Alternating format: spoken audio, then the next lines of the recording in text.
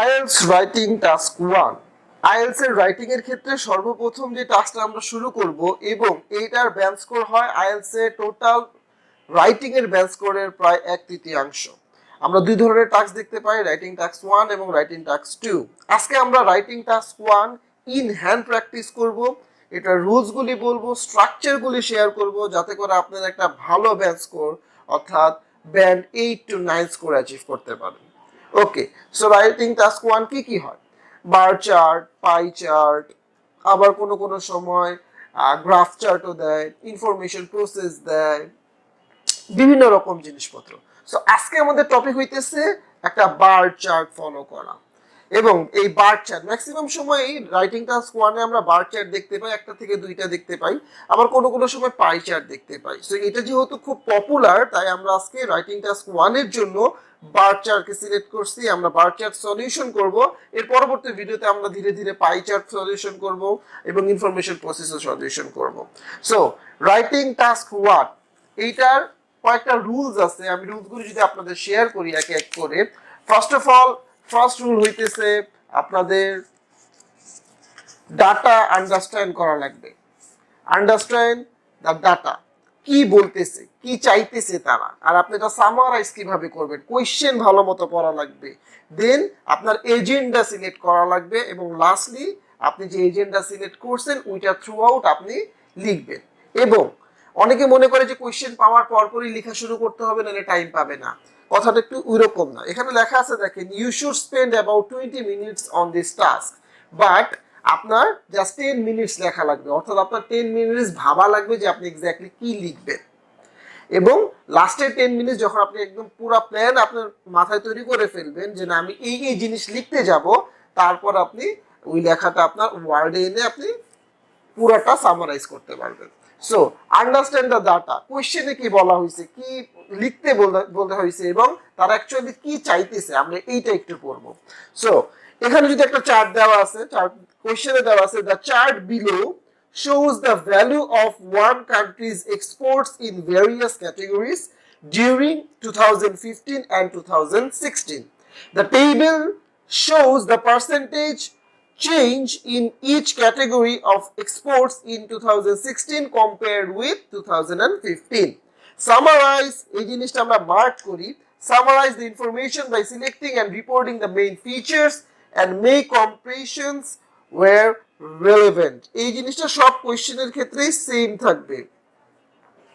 Summarise অর্থাৎ আপনার summarise করা লাগবে, বাট আমাদের ফোকাস হবে ঠিক এতটুকু, অর্থাৎ the chart below shows the value of one country's export. Exports কি, আমাদের ওয়ার্ডগুলি নিজের একটা মিনিং করা লাগবে এবং প্রত্যেকটা ওয়ার্ডের একটা করে সিনোনিম জানা লাগবে।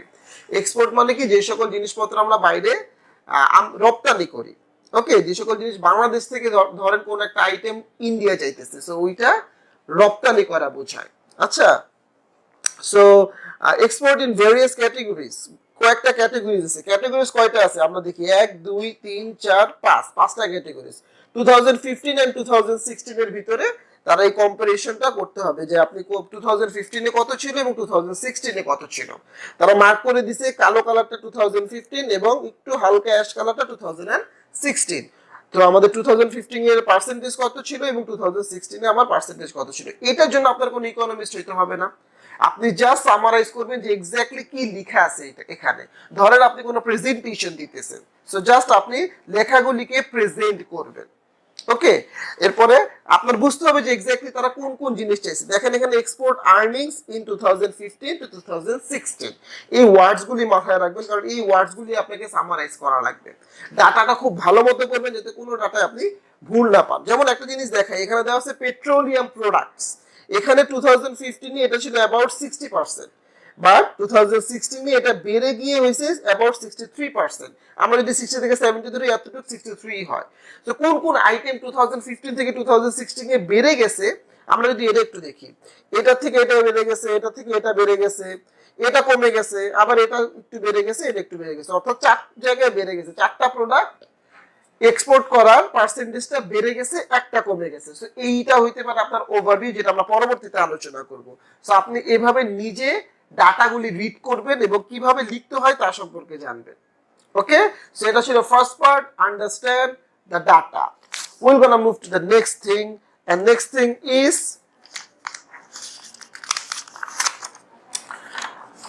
a killer introduction. আইএলটিএস এর রাইটিং এর ক্ষেত্রে ইন্ট্রোডাকশন যতটা আপনার পারফেক্ট হবে, আপনার পুরো ব্যান্ড স্কোর ততটা ভালো হবে। আপনি যদি ইন্ট্রোডাকশনে যে রিডার যে আপনার এক্সামটা পড়তেছে বা আপনার অ্যান্সার করতেছে তাকে কনভিন্স করতে পারেন, তাকে ইন্টারেস্টেড ফিল করাতে পারেন, তাহলে আপনার জন্য জিনিসটা আরো বেশি সহজ হয়ে যাবে। আপনি ইজিলি ব্যান্ড 7 থেকে ব্যান্ড 8 স্কোর পর্যন্ত যেতে পারবেন। ওকে, সো মুভিং অন। আমরা যদি লেখা শুরু করি, কিলার ইন্ট্রোডাকশন। ইন্ট্রোডাকশনের ফার্স্ট পার্ট কি হয়, আপনার কিছু ওয়ার্ড দিতে হবে যেটা আপনার এই জিনিসটা বা এই যে লেখাটাকে অন্যভাবে বা অন্য আঙ্গিতে এক্সামিনের কাছে প্রকাশ করবে। যেমন এখানে দেওয়া আছে একটা পাই চার্ট, তো আমরা বলতে পারি যে পাই চার্ট না, এটা বার চার্ট। বার চার্ট এই জিনিস আমাদের কাছে তুলে ধরে। তো এটা যদি আমরা ইংরেজিতে বলি, the bar chart illustrates or shows or describes or পোর্ট্রেস, এগুলো সবকিছু কিন্তু দেখানো বা প্রেজেন্ট করা। সো আমাদের কিছু কিছু ওয়ার্ডস আছে যেটা আমাদের মাথায় রাখা লাগবে এবং এই জিনিসগুলো এভাবে আলোচনা করবে। তো বার চার্ট আমরা এভাবে বলতে পারি, illustrates, shows, describes, portrays. So আমরা যে কোনো একটা নিয়ে আলোচনা করতে পারি। যদি আমরা একটু লিখে প্র্যাকটিস করি, আইএলটিএস এর ক্ষেত্রে আপনার পেন্সিল ইউজ করা লাগবে, পেন্সিল ছাড়া আপনার কোনো কিছু ইউজ করতে পারবেন না, বাট আমি আপনাদের বোঝার সুবিধার্থে এখানে কলমের ইউজ করবো যাতে আপনাদের জন্য ভিজুয়ালাইজে কোনো প্রবলেম না হয়। সো আমরা যদি এটা স্টার্ট করি, দ্য চার্ট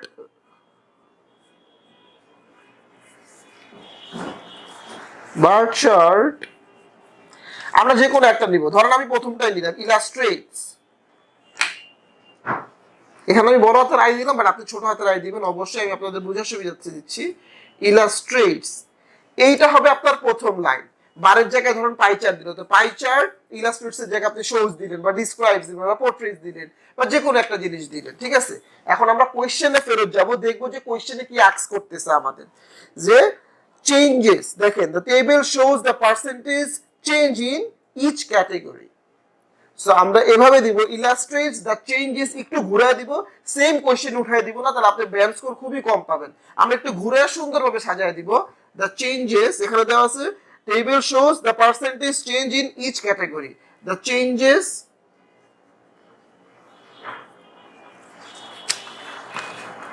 of percentages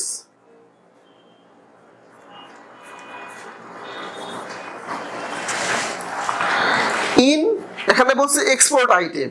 আপনি এক্সপোর্ট আইটেমের বদলে আপনি অন্য কিছু দিতে পারেন যেটা আপনার জন্য আরেকটু সুন্দর হবে। এক্সপোর্ট কি, কোন জিনিস বাইরের দেশে সেল করা, বাইরের দেশে সেল করা একটা বৈদেশিক অর্থ উপার্জন করা, তাই তো। আচ্ছা, সো আপনি এখানে এক্সপোর্টস এর জায়গায় আপনি দিতে পারবেন যে items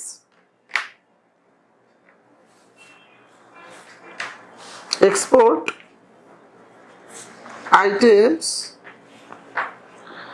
in one country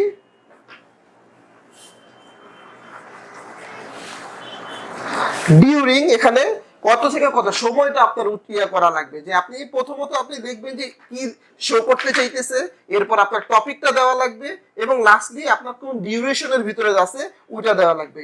in one country during 2015 and 2016, that's it. এইটা হইতেছে একটা কিলার, একটা সুন্দর ইন্ট্রোডাকশন, যে ইন্ট্রোডাকশন আপনার কোয়েশ্চেনকে পুরোপুরি তুলে দেয় নাই, বরং আরেকটু সুন্দর করে সাজায় দিছে। তো আমি যদি একটু ডিভাইড করি যে কোন কোন জিনিসটা আমাদের ডিভাইডারে আসছে, ফার্স্ট অফ অল আপনার একটা থাকা লাগবে এই ওয়ার্ড ডিভাইডার। আপনি এখানে যে কোনো ওয়ার্ড ইউজ করতে পারেন, ইলাস্ট্রেটস এর জায়গায় আপনি শোজ দিতে পারেন, তাহলে ডিসক্রাইবস দিতে পারেন বা পোর্ট্রেটস দিতে পারেন। তো এই ওয়ার্ডটা থাকবে। আর এখানে বারের জায়গায় যদি আপনার পাই চার্ট থাকে পাই চার্ট দিতে পারবেন, লাইন গ্রাফ থাকলে লাইন গ্রাফ দিতে পারবেন, বা যদি কোনো ইনফরমেশন দেওয়া থাকে ইনফরমেশন প্রসেস দিতে পারবেন, ঠিক আছে। ইলাস্ট্রেটস দ্য চেঞ্জেস, এই যে কোয়েশ্চেনটা এখানে দেওয়া আছে এই কোয়েশ্চেনটাকে আপনি চেঞ্জ করবেন। ওকে, দ্য চেঞ্জেস অফ পার্সেন্টেজেস এখানে দেওয়া আছে, shows the percentage change, আমি দিছি the changes of percentages in export items। আপনি যদি এখানে export items না দিয়ে in items that have sold overseas, আপনি এটাও দিতে পারতেন, বাট আমি এখানে একটু সৌন্দর্য বাড়ানোর জন্য in export items in one country, এখানে দেওয়া আছে অফ ওয়ান কান্ট্রি, কোথায় আপনার এটাও লেখা লাগবে। যদি ওয়ান কান্ট্রি না থাকে ইন ক্যানাডা দিত, ক্যানাডাও দিতে পারতো, বা যদি অস্ট্রেলিয়া দিত অস্ট্রেলিয়া আপনারা দিতে পারতেন, বাট যেই কান্ট্রিটা আপনার লোকেশন, লোকেশনটাও দেওয়া লাগবে। ওকে, এবং time duration during 2015 and 2016। So আমরা কি কি দেখলাম, যে একটা যদি আপনি স্টার্ট করেন আপনার লেখাটা বা ইন্ট্রোডাকশনটা, আপনার ফার্স্ট অফ অল কি চার্ট দিছে আপনার এটা ফলো করা লাগবে। সেকেন্ড, বার চার্ট আপনি কিভাবে শো করতেছে বা কিভাবে আপনার কাছে শো হইতেছে, illustrates or portraits or describe, যে কোনো একটা আপনার কাছে যেটা ভালো লাগবে। দ্য চেঞ্জেস, চেঞ্জেস এখানে উল্লেখ করে দিছে, আপনি যদি চেঞ্জেস এর জায়গায় আপস এন্ড ডাউনস দিতেন, প্রপোর্শন দিতেন, আপনার হইতো। সো যে মেইন যে জিনিসটা আপনাকে পুরো প্যাসেজে দিছে, ওই মেইন জিনিসটা ইন এক্সপোর্ট আইটেমস, এটাও মেইন জিনিসের আন্ডারে লোকেশন, এটা হচ্ছে লোকেশন এবং ডিউরেশন বা টাইম ডিউরেশন। সো এইটাতে পুরো সেন্টেন্সে আপনার এই জিনিসটা একটা সামারাইজ হয়ে গেল। ওকে, যে এক্স্যাক্টলি তারা কি শো করতে চাইতেছে, টপিকটা কি।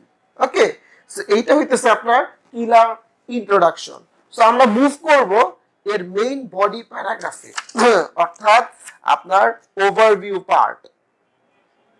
মেইন বডি মানে কি, আপনার যদি একটা গ্রাফ চার্ট লিখেন, আপনার 3 থেকে 4 প্যারাগ্রাফে লিখতে হবে। এটা হইতেছে আপনার ফার্স্ট ইন্ট্রোডাকশন, সেকেন্ডে আপনি লিখবেন মেইন বডি প্যারাগ্রাফ, বা আপনার যে টোটাল ডিসক্রাইব লেখাটা আছে আপনি ওইখানে এইভাবে লিখবেন, এবং লাস্টলি আপনি একটা আউটরো অর্থাৎ এন্ডিং দিয়ে আপনার লেখা শেষ করবেন। মনে রাখবেন এখানে আপনার অ্যাবাউট 150 ওয়ার্ডস লেখা লাগবে, এখানে মার্ক করে দিছে তারা 150 ওয়ার্ডস, এবং আপনার 150 ওয়ার্ডস এর ভিতরেই শেষ করা লাগবে। ওকে, বা আপনার 150 ওয়ার্ডস এর বেশি লিখবেন, আপনি 150 ওয়ার্ডস এর কম লিখতে পারবেন না। আচ্ছা, তো আমাদের সেকেন্ড পার্ট হইতেছে মেইন বডি প্যারাগ্রাফ, যাকে আমরা বলবো ওভারভিউ, এবং সেকেন্ড প্যারাগ্রাফ, থার্ড প্যারাগ্রাফ এবং লাস্ট প্যারাগ্রাফ। ওভারভিউটা আপনার পুরো আইএলটিএস এর ব্যাচ স্কোরের জন্য খুবই ইম্পর্টেন্ট। আপনি যদি সুন্দর ওভারভিউ দেন আপনার ব্যাচ স্কোর তত বেশি ভালো হবে। অর্থাৎ আপনার ইন্ট্রোডাকশনের পর একটা সুন্দর ওভারভিউ, যে এক্স্যাক্টলি আপনার এখানে কি লেখা আছে, এটা যদি আপনি ওভারভিউতে লিখতে পারেন, সাজিয়ে গুছিয়ে লিখতে পারেন, আপনার আইএলটিএস এর ব্যাচ স্কোর এখানেই অনেকটুকু আগায় যাবে, আপনি 3 আউট অফ 3 ও পেয়ে যেতে পারেন। ওকে, সো আসেন একটু ওভারভিউ লেখা দেখি। এটাকে আমরা মার্ক করলাম অ্যাজ ইন্ট্রোডাকশন। আমরা এখন ওভারভিউ লিখব। ওভারভিউ লেখার আগে সবার আগে লেখা স্টার্ট করতে হবে ওভারঅল। ওভারঅল, এটা দিয়ে আপনি লেখা শুরু করলেন ওভারঅল। এখানে আমরা কি দেখতেছি, কয়টা আইটেমস একটু দেখি আমরা, 1 2 3 4 5 5 আইটেমস। ওকে, সো আমরা এখানে লিখতে পারি এভাবে, overall we can see 5 different items, কারণ এটা একটার সাথে একটা কোনো মিল নেই। 5 different items that has sold overseas, যেটা বলছিলাম আমি এখানে এক্সপোর্টের জায়গায় আমরা ডিফারেন্ট ওয়ার্ডস ইউজ করব। আপনি একটা ওয়ার্ড বেশি লিখলে ওটা কিন্তু কাউন্ট হবে না, দুইবারের বেশি বা তিনবারের বেশি যদি একটা ওয়ার্ড আপনি লিখেন বারবার, ওটা কিন্তু আপনার জন্য কাউন্ট হবে না। সো আপনার এখানে ভেরিয়েশনস আনা লাগবে। So we can see 5 different items that has sold overseas, মানে সমুদ্রের ওই পারে বা অন্য কান্ট্রিতে। ওকে, বিটুইন, এখানে আমরা টাইম দিব 2015 টু 2016। ওকে, 5 আইটেমস। এখন 5 আইটেমস এর ভিতরে কোথায় কি বাড়ছে কি কমছে আমরা এটাও এক লাইনের ভিতরে লিখে ফেলবো। ওকে, overall we can see 5 different items that have sold overseas between 2015 and 2016. So in 2000 between these 2 years,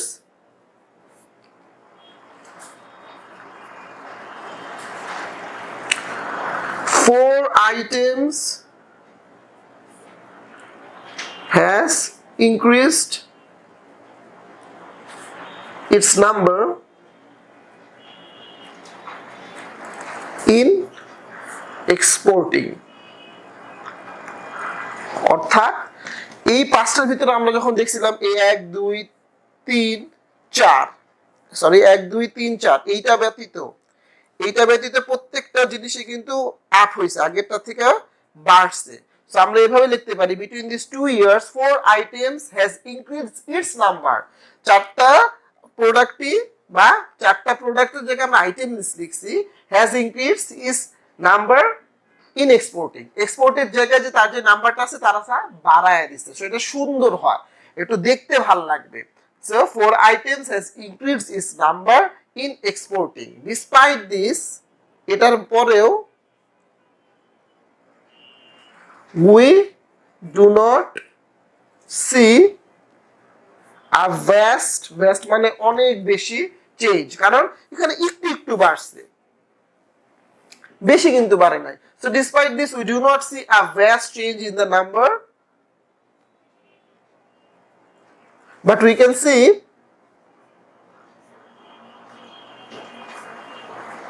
a product export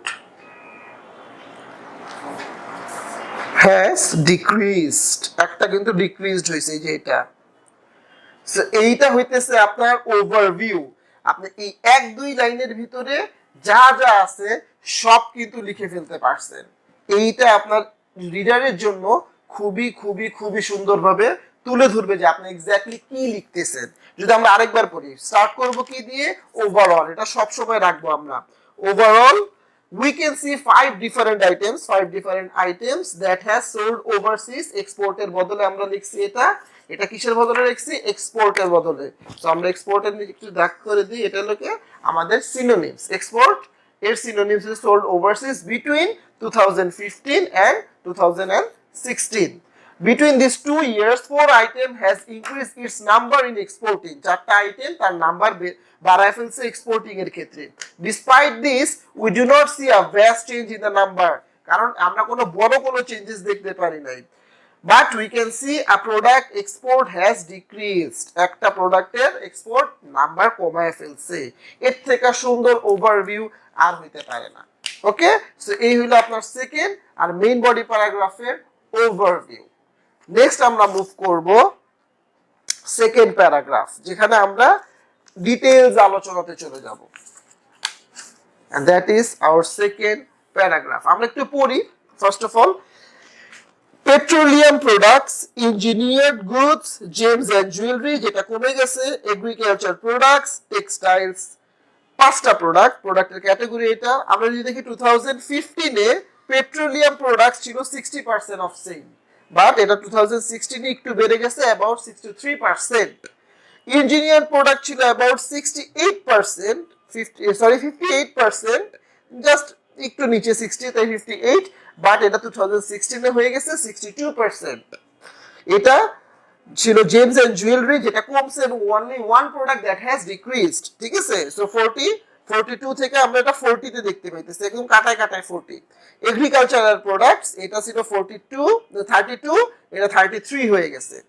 এবং লাস্টেরটা হইতেছে টেক্সটাইল, যেটা 25 ছিল, বাট পরবর্তীতে এটা বেশি বেড়ে গেছে, 32 হয়ে গেছে। সো আমরা একটার পর একটা গ্র্যাজুয়ালি লিখবো। ঠিক আছে, ফার্স্ট অফ অল আমরা এভাবে শুরু করব। সো সেকেন্ড বডি প্যারাগ্রাফ, আমরা ফার্স্ট অফ অল স্টার্ট করব লেখাটা যে ফার্স্ট অফ অল বা firstly we can see petroleum products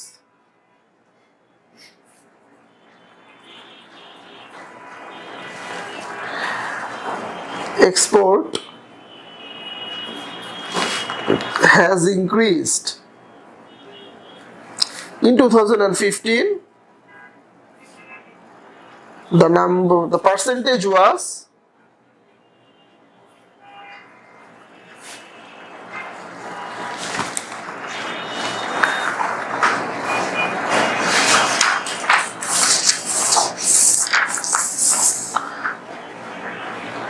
the percentage was 60%, but 1 year later, এমন সুন্দর করে আমরা ভেঙে ভেঙে লিখব, 1 year later the percentage has increased to 63%. So আমরা প্রত্যেকটা প্রোডাক্ট এভাবে লিখবো, লেখার পরে যখন এন্ডিং আসবে আমার second of all third of all ending এ এসে আমরা একটা এন্ডিং করব, যেটা আমাদের লাস্ট পার্ট। প্রত্যেকটা প্রোডাক্টের ক্ষেত্রে এভাবে কতটুকু বাড়লো একটা কমছে ওইটা আমরা লিখবো, বাট মেইন জিনিসটা হইতেছে এন্ডিং। শেষ ভালো যার সব ভালো তার। আসেন এন্ডিংটা একটু লিখি। এইটা আপনি আপনার ভাষায় লিখবেন সুন্দর করে, কোনো ভুল যাতে না হয়। দ্যাটস এটাতে কোনো স্ট্রাকচার আমি ফলো করলাম না, just first of all second of all third of all করে আপনি লিখে যাবেন। আপনি জাস্ট নিজে এভাবে যদি না লেখেন in 2015 the percentage was 60 but 1 year later the percent has increased to 3% and that was 63, আপনি এটাও লিখতে পারবেন। সো এইটা আপনি আপনার ক্যাটাগরি বা আপনার লেখার মতো করে আপনি আপনার কন্ট্রিবিউশন আর ওন and own কন্টেন্টে লিখবেন, বাট কোনো ওয়ার্ডের ভুল করবেন না। লেক্সিক্যাল রিসোর্স ইউজ করবেন, লেক্সিক্যাল রিসোর্স বিভিন্ন ইউজ করবেন। যেমন আপনি যদি দেখতে পারেন ইঞ্জিনিয়ার্ড গুডস এর জায়গায় আপনি করতে পারেন যে ইলেকট্রনিক আইটেমস। সো আপনি বিভিন্ন সিনোনিমস ইউজ করবেন বা ভোকাবুলারি ইউজ করবেন, সিনোনিমস অর ভোক্যাব দেখে আপনার এই মেইন বডি প্যারাগ্রাফটা আপনি শেষ করবেন। বাট আপনার এখানে কিছু কম্প্রিহেনশন ইউজ করা লাগবে, যেমন হাউএভার, কানেক্টিং ওয়ার্ডস, মোরএভার, একটার পর একটা ফার্স্ট অফ অল লিখে second of all third of all না দিয়ে আপনি হাউএভার, মোরএভার লিখতে পারেন। ঠিক আছে, শেষ করবেন। এখন এন্ডিং আপনার আসছে, আপনি এন্ডিংটা কিভাবে দিবেন? So moreover we can say that most of the products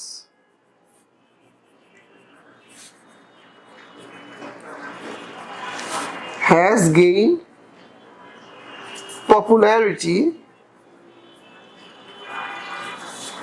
in overseas and the percentage of selling has increased except one product.